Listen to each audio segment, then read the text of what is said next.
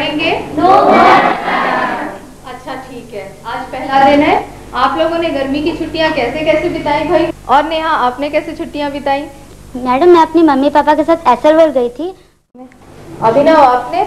Madam, मैं अपने papa mummy के साथ बांधवगढ़ गया था। वहाँ मैंने बहुत से जानवर देखे, जैसे शेर, चीता, भालू, बाइसन।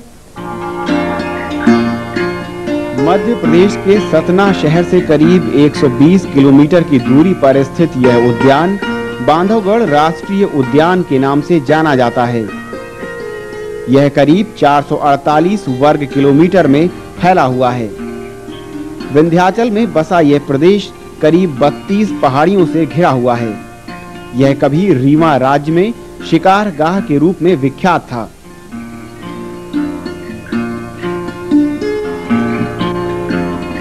बांधवगढ़ पर्वतों, सुरम्य वादियों एवं हरे भरे सघन वनों से आच्छादित है।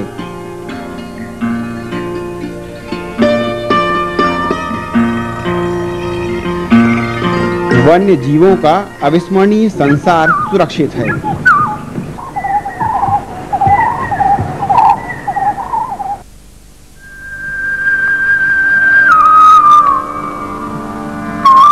वन्य जीवों को देखने के लिए सुबह 5 बजे ही एक वाहन में सवार होकर हम लोग उद्यान के मुख्य द्वार की तरफ चल देते हैं। सुबह वन्य जीवों के दिखने की संभावना अत्यधिक होती है। जब भी उद्यान जाएं, अपना कैमरा, दूरबीन, पानी का थर्मस और खाने के लिए कुछ नाश्ता अवश्य ले जाएं।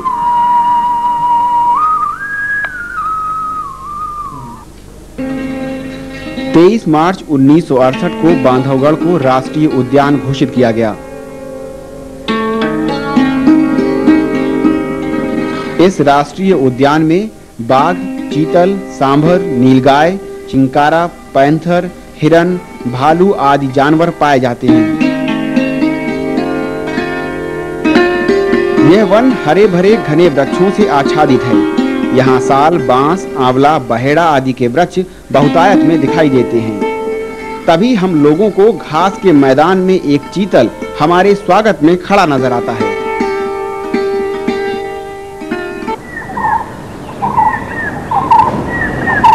तभी हमें रास्ता पार करता हुआ मोर दिखाई दिया। मोर अपने देश का राष्ट्रीय पक्षी है, जो अपने विभिन्न रंगों के संयोजन से लोगों का अपनी ओर ध्यान खींचता है। सावन के आगमन में मोर नृत्य बड़ा ही लुभावना प्रतीत होता है। जंगल में मोर की आवाज बड़ी ही मधुर प्रतीत होती है।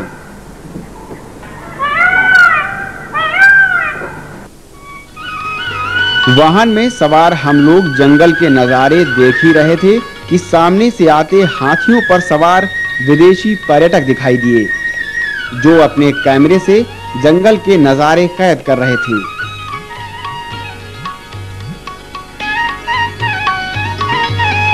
इस उद्यान में पर्यटकों को बाघ व जंगल दिखाने के लिए कई हाथी हैं। महावत हाथी में बैठकर पर्यटकों को जंगल में बाघ दिखाते हैं। ये हाथी संख्या में 7-8 हैं। भारत के अन्य राष्ट्रीय उद्यान की अपेक्षा यह उद्यान छोटा है, किंतु बाघ देखने के लिए यह स्थान काफी सुविधाजनक है। गाइड ने हमें बताया कि आज सुबह ही एक बाघ ने जंगली सूअर का शिकार किया है और वह पास ही एक गुफा में देखा गया है। अतः हम लोग परिवार के साथ एक हाथी में सवार होकर बाघ को देखने निकल पड़े।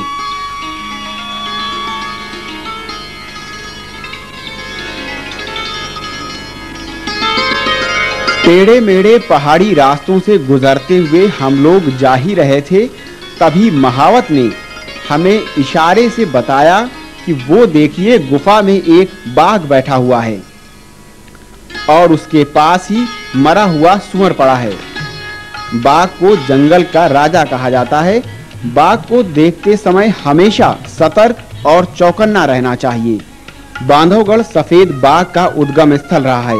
सर्वप्रथम रीवा महाराजा ने इसी जंगल से सन 1951 में सफेद बाघ को पकड़ा था। इसके बाद दोबारा हम अपने सफर पर चल दिए।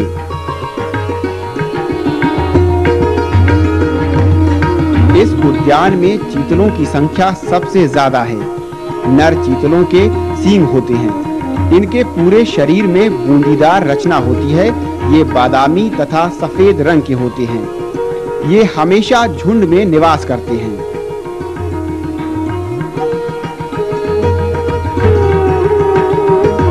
ये जरा सी आहट पाते ही विपरीत दिशा में कुलांचे भरते हुए निकल जाते हैं। ये प्राणी सुंदर, शांत तथा सतर्क होते हैं। दूर रास्ते में हमें कुछ लंगूर बैठे दिखे। हमको आता देख वे पेड़ पर चढ़ने लगे। कुछ बंदर पेड़ों में आराम कर रहे थे।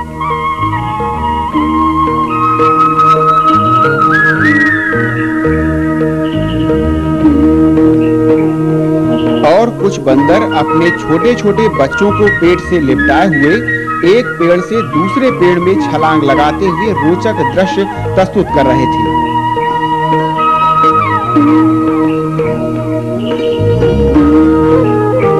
धूप बढ़ने लगी थी। गाइड ने बताया कि समय हो रहा है, अतः उद्यान से बाहर चलने के लिए चालक को निर्देश देता है। जैसे जैसे धूप बढ़ने लगती है, जानवरों का दिखना कम हो जाता है, क्योंकि छायादार घने जंगलों में विश्राम करने लगते हैं। गाइड ने अभिनव को बताया था कि दोपहर में हाथियों को नहलाने के लिए नदी में ले जाया जाता है, अतः वह नदी में हाथियों को देखने पहुंच जाता है और उनको देखने के लिए वो उनके काफी पास पहुंच जाता है। हाथी का बच्चा पास में ही टहल रहा था। ये हाथी उद्यान के पर्यटकों को बाग व जंगल दिखाने के लिए उपयोग में लाए जाते हैं।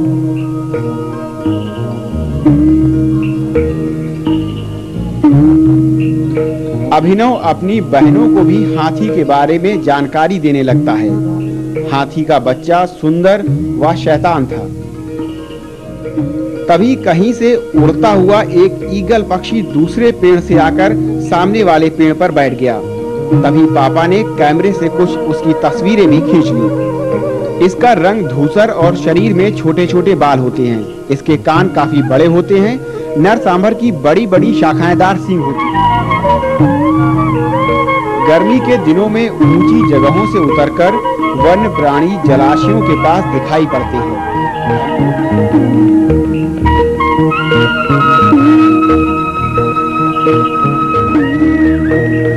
यह दुर्गम पहाड़ी 811 मीटर की ऊंचाई पर स्थित है। वो विष्णु जी की लेटी हुई मूर्ति है।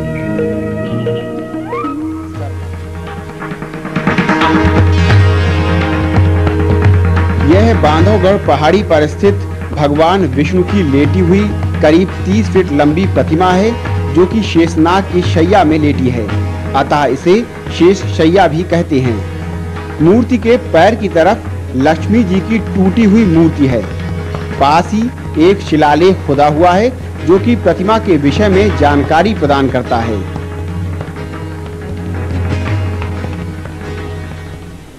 मूर्ति के पैर की तरफ पहाड़ से एक रिसता हुआ झरना है, जिसका जल मूर्ति के नीचे स्थित कुंड में एकत्रित होता है और इस कुंड का जल इस उद्यान के बीच में बहती नदी तक देखने को मिलता है। यह चरण गंगा के रूप में उद्यान के बीच में बहती हुई दिखाई देती है।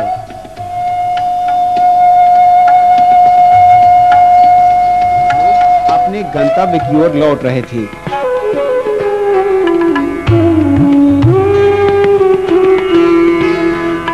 इस उद्यान में अधिकतया शाल, सरई, हल्दू, हर, बहरा आदि के वृक्ष दिखाई। दूर वन प्रदेश में वृक्षों की ओर से सूर्यास्त होने लगा था एवं वन्य जीवों का अविस्मरणीय संसार सुरक्षित है। तो हमें छुट्टी बिताने जब भी समय मिले जंगल जरूर जाना चाहिए। वहाँ हमें विभिन्न तरीके के जानवर देखने को मिलते हैं, पशु पक्षियों के बारे में जानकारी